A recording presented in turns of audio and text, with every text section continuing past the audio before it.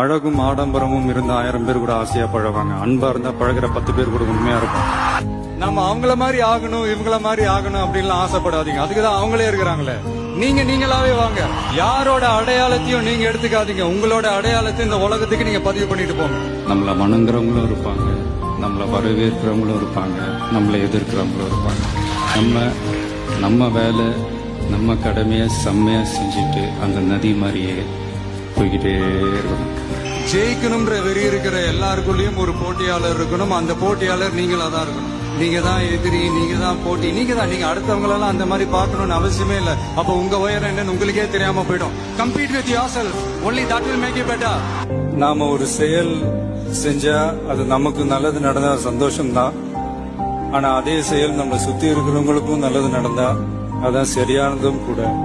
கிடைச்ச வண்டியில ஏறி நினைச்ச இடத்துக்கு போக முடியாதுங்க. நமக்கான ட்ரெயின் வரணும்னா நாம கொஞ்ச நேரம் பிளாட்ஃபார்ம்ல நின்று தான் ஆகணும். என்ன நண்பா?